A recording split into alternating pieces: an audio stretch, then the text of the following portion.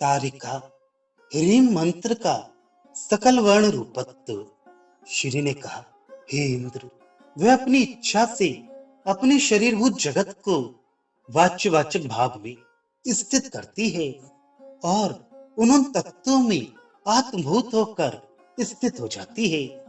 मेरा सूक्ष्म रूप जो अंश काष्ठ में अग्नि की भांति छिपा रहता है, वही तत्तद रूपों में होकर शाश्वती सेवनी नाम वाला हो जाता है।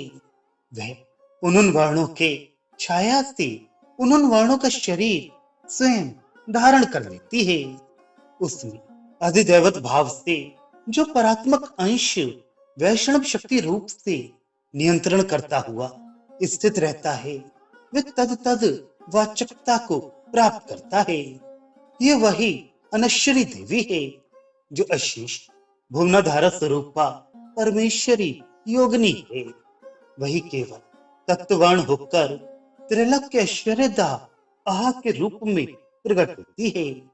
वही तत्त स्थूल में तत्व मेरी शक्ति के संयोग से तत्त भाव विधान के द्वारा और उसकी नियंत्रित शक्ति से शाश्वत बन जाता है।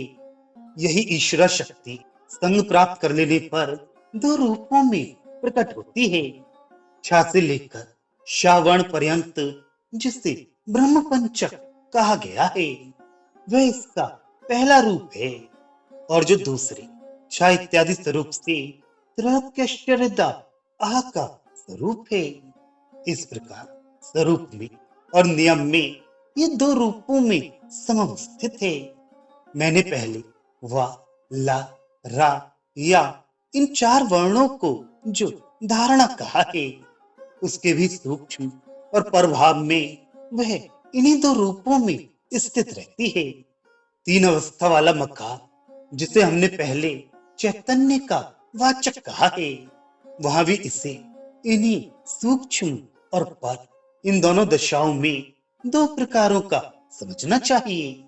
भकार जो माया, प्रसूति और त्रैगुण्य रूप से कहा गया है, वहां भी यह देवी इन दोनों दशाओं में पूर्वक दो प्रकार वाली है।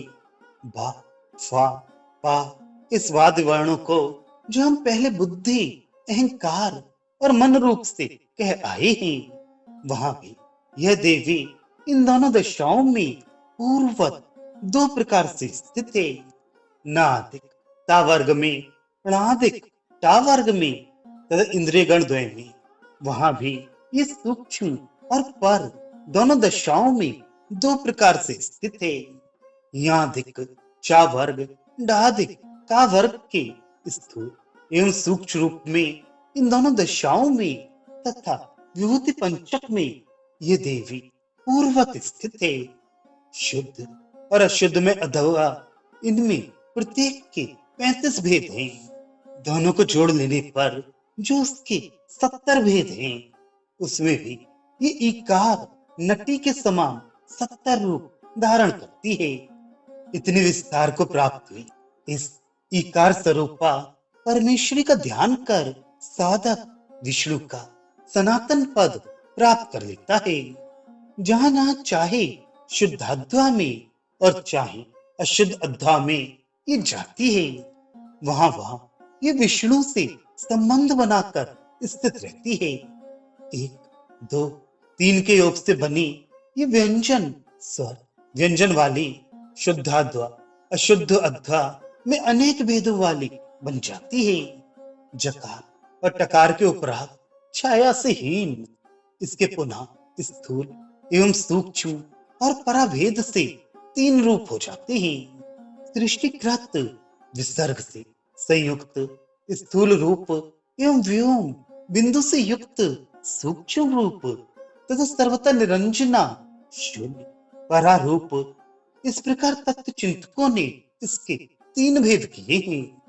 ये परा विष्णु की पत्नी है, जो दीप की शिखा के समान सर्वथा अविचल है।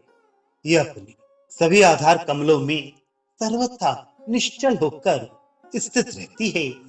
वस्ती नाभि के नीचे वाले भाग से मूर्धा पर्यंत स्थान तक ब्रह्मयान का अनुसरण करती है। ये एक ही उज्ज्वला है, दीप्ता है, पावना है और यशस्विनी है। ब्रह्मरंध्र से निकलकर ये पुनः अपने महापद्म में आ जाती है। ये परमानंद के मार्ग में सर्वथा ओतप्रोत अनुस्यूता है। विष्णुमय मंत्रों के साथ मेरे स्वरूप वाले मंत्रों का अमृतत्व मरणशील मनुष्यों के मृत्यु धर्म को मिटाकर उन्हें अमृतत्व प्रदान करता है। निश्चय ही वे मेरे अनुश्री होने के कारण संख्या अर्थात गिनती से परे हैं। जो मेरे चित स्वरूप वाले अद्वय बेजोड़ मंत्र हैं, वे निश्चय ही जप से भोग और अपवर्ग प्रदान करने वाले हैं। वे सभी मात्र इस परास्वरूपा इकार के एकमात्र बिंदु रूप हैं। जैसे किरणों का समूह तेज तत्व को व्याप्त कर स्थित रहता है, जैसे अनेक विभुओं में रहने वाला तथा अनेक रचनाओं में स्थित स्थैर्य पार्थिव भाव को व्याप्त कर एक स्थान में स्थिर रूप से स्थित रहता है। शब्द में भाव भीतर और बाहर समान रूप से रहता है, जिसे यशस्विनी ईरूपा विष्णु पत्नी प्राप्त कर स्थित रहती है। हे इंद्र, इस प्रकार हमने स्थूल तारिका के सूक्ष्मादि भेद यथावत प्रदर्शित किया। अब इसके अंग आदि के विषय में सुनिए।